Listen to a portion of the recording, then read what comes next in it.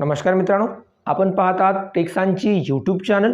इमारत व इतर बांधकाम कामगाराच्या अंतर्गत ज्या काही कल्याणकारी योजना आहेत त्यांच्याबद्दल विशेष माहिती या व्हिडिओच्या माध्यमातून आपण जाणून घेणार आहोत। तसेच शिष्यवृत्ती स्कॉलरशिप जी काही शिष्यवृत्ती आहे बांधकाम कामगार यांच्या अंतर्गत त्यांच्यासाठी कोणकोणत्या कागदपत्र तुम्हाला लागणार आहेत यांची पण सविस्तर माहिती या व्हिडिओच्या माध्यमातून आपण जाणून घेणार आहोत। मित्रांनो, इमारत व इतर बांधकाम कामगाराच्या अंतर्गत स्कॉलरशिप तुम्हाला 2500 ते 1 लाख रुपयांपर्यंत मिळत असते। या स्कॉलरशिपचा लाभ घेण्यासाठी कोणकोणते कागदपत्र तुम्हाला लागणार आहेत त्यांची पूर्तता कशा पद्धतीने करायची आहे सविस्तर माहिती व्हिडिओच्या माध्यमातून जाणून घेऊया। चला तर मित्रांनो, वेळ न घालवता व्हिडिओ सुरू करूया।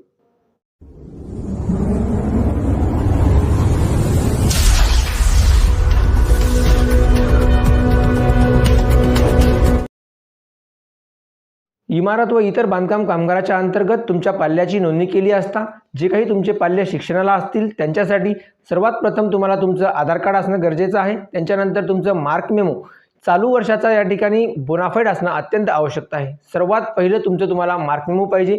पाठीमागच्या वर्षाचा मार्क मेमो, चालू वर्षाचा bonafide, Aadhaar card, ration card आणि आयडेंटिटी कार्ड या 5 गोष्टी तुम्हाला अत्यंत आवश्यक आहे। या ठिकाणी तुम्हाला जर क्लेम करायचा असेल तर तुमचं आधार कार्ड असणं गरजेचं आहे। तुमचं बँकेचं पासबुक जे काही ओरिजिनल जोडलेलं असेल ते ओरिजिनल बँकेचं पासबुक या ठिकाणी असणं गरजेचं आहे। जर तुमचं ओरिजिनल बँकेचं पासबुक जोडलेलं नसेल तर तुम्हाला या ठिकाणी क्लेम पास होणार नाही। या ठिकाणी तुम्हाला ही दक्षता घ्यायची आहे। सर्वात प्रथम तुम्हाला अपलोड करायचं आहे तुमचं पाठीमागच्या वर्षाचा मार्क मेमो, चालू वर्षाचा bonafide, Aadhaar card, ration card, identity card. म्हणजे तुमच्या राशन कार्डमध्ये तुमच्या पाल्याचं नाव असणं अत्यंत गरजेचं आहे।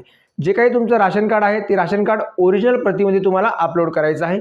संपूर्ण जी काही 5 कागदपत्रे आहेत या 5 कागदपत्राची PDF डिस्क्रिप्शन बॉक्समध्ये तुम्हाला मिळेल। हे 5ही कागदपत्र अपलोड केल्याच्या नंतर सबमिट या ऑप्शनला क्लिक करून द्यायचं आहे। जसंही तुम्ही सबमिट या ऑप्शनला क्लिक करून देताल तुम्हाला एक पॉपअप मेसेज येईल। ते मेसेज तुम्हाला कॉपी करून ठेवून घ्यायचा आहे किंवा प्रिंटआउट काढून ठेवायचा आहे। तुमची जी काही क्लेम आहे तो क्लेम 90 दिवसाच्या आत या ठिकाणी पात्र होणार आहे आणि तुम्हाला मंडळाकडे पाठवण्यात येणार आहे। म्हणजेच तुमचा जो काही फॉर्म आहे तो मंडळाकडे पाठवित आहेत अशा प्रकारचा तुम्हाला मेसेज जनरेट होईल।